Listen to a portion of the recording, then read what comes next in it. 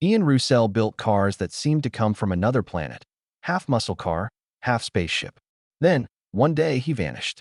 He wasn't your typical car guy, chasing fame or flashy status symbols. But when full custom garage hit TV screens in 2014, he became something else, a mystery. His bold creations and quiet focus made him a legend, yet a ghost in the car world. In an industry full of loud personalities and overdone TV shows, Ian stood out. Pure skill, no drama, just a guy with a welder and a wild vision. So why did someone so talented, so loved by car fans, walk away? This isn't just about custom cars. It's about passion, burnout, staying true to yourself, and the price of creating in a world that always demands more. It's about how Ian Roussel became a legend, and why he might never return the way fans expect. Get why he disappeared. We need to go back. Long before TV cameras, before late-night welds, Ian was just a kid in a garage. Born November 19, 1970, in the U.S., he grew up with grease-stained hands and big dreams. His childhood wasn't filled with cartoons or games, but with the sparks of his dad's welder. His father, a true car nut, didn't just fix cars, he lived for them. That passion wasn't taught. It sank deep into Ian. As a kid, he watched his dad turn junkyard wrecks into machines that felt alive, not restored, but reinvented. Cars weren't status symbols to Ian, they were blank canvases. While other teens hung out at malls or played video games, Ian was in the garage, shaping metal. At West Valley High School, he was already turning beat-up cars into rolling art. Every dollar he earned went to tools, not toys.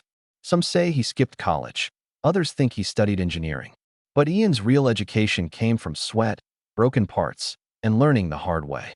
He didn't study custom cars. He built them. By the late 80s, Ian had a style all his own. Sharp lines, daring shapes, no rules. Back then, he was just a welder scraping by, moving between shops, picking up every skill he could. But even early on, Ian was different. He didn't repair cars, he reimagined them. By the early 2000s, word about him spread in the underground car scene. People didn't just call him skilled, they said he could build anything. A chopped 32 Ford? Done. A dragster with spaceship vibes? No sweat. His reputation grew through whispers, not ads. Ian opened his own shop in Southern California, a rough, no-frills space. It wasn't fancy, but to him, it was a sanctuary. Clients came not for fixes, but for bold ideas. They didn't want stock cars, they wanted art that roared. Ian delivered. Each build was a sculpture that came alive, mixing old hot rod style with futuristic touches. He used fiberglass, wood, even carbon fiber, ignoring labels. Was it a hot rod? A truck? A spaceship? Nobody cared. It was unforgettable. Ian didn't want fame, but his work was too loud to ignore. In 2014, MTV offered him a TV show. Ian said yes, but only on his terms. No fake drama, no yelling, just real builds and real craft. That's how Full Custom Garage started. But as the show grew popular, so did the pressure. Unlike other car shows full of fights and chaos, Ian's was calm, focused, raw. That's why it worked. Fans didn't watch for conflict. They watched a genius turn sketches into machines that looked like they belonged in another galaxy. Each episode was simple. Pick a project, dream it up, then build it with everything you've got. But within that simplicity was pure creativity. Ian didn't just customize, he invented. Some cars were so wild they seemed alien. But to him, there were no limits, only ideas. He often worked alone, sometimes with a trusted welder or expert, always at the heart of the chaos. His shop was a messy lab, tools scattered, wires hanging, half-finished projects in the shadows. Yet, from that clutter came masterpieces. He showed off skills rarely seen on TV, hand-shaping metal, tweaking frames without fancy gear, cutting-edge machining. These weren't factory cars. They were art you could drive. It wasn't just the cars that hooked fans, it was Ian. His way of seeing potential in scraps, his steady confidence in every weld, his calm in the storm. But behind the scenes, things weren't always smooth. The TV world pushed for drama, fake fights, and hyped-up stories to chase ratings. Ian fought back, rejecting every attempt to turn his show into reality TV nonsense. He wasn't an actor, he was a builder. His shop wasn't a stage, it was sacred. But the industry kept pushing. More episodes, tighter deadlines, less freedom. What started as a way to share his passion turned into a grind. Ian, who built for the thrill, was now racing against time and network demands. By late 2019, the strain showed.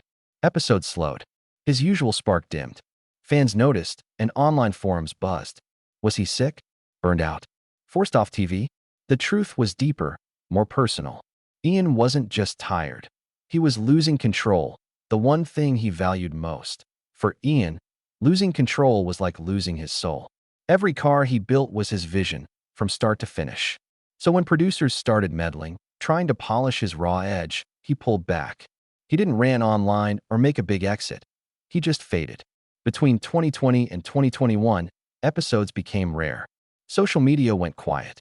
Interviews stopped. Some thought the show was canceled, others figured he'd retired. But Ian wasn't done. He was building again, on his own terms, away from cameras. Rumors spread in car circles that he was working in the Mojave Desert, in a remote setup free from studio pressure. No clocks, no sponsors, just Ian, dirt, and sky. Insiders said he was experimenting with electric hot rods, solar-powered builds, and frames that could switch between vehicle types. Some whispered about a ghost rod, a silent, electric hot rod with a hidden battery. Others mentioned a mobile workshop built into an old van. But Ian wasn't sharing. Creation wasn't for clicks, it was personal. Fans wouldn't let go. Forums lit up with theories. Some believed he was filming a secret, independent series, an off-grid garage. Others thought he was done with TV, focusing on private projects too wild for networks. But Ian never stopped building. One confirmed project was an electric dune buggy, lightweight and tough, made from recycled materials, not for showrooms, but for survival.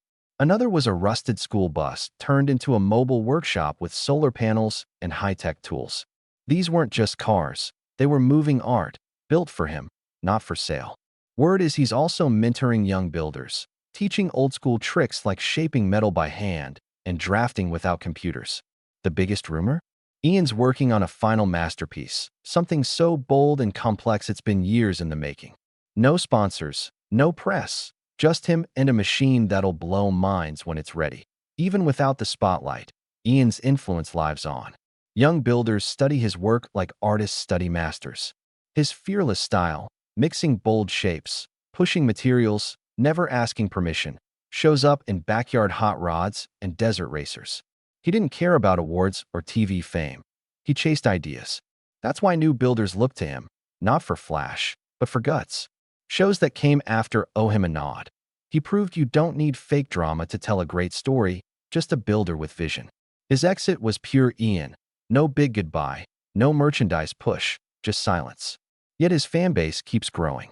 Old episodes pull millions of views online, with new fans finding him daily. They all ask, where is he now? Some say he's planning a digital comeback, a raw, fan-only series free from network rules. Others think he's done with screens, building just for himself. Either way, Ian's out there, shaping metal into something new. When his next chapter drops, it won't come with fanfare, just the sound of a welder sparking in the dark. Ian didn't just build cars, he built a life on his terms. In a world of loud car show hosts, he stayed a craftsman. Every time fame tried to box him in, he slipped away. To some, he's a legend. To others, a myth. To those who know cars, he's a master. But above all, he's proof you don't need to sell out to shine.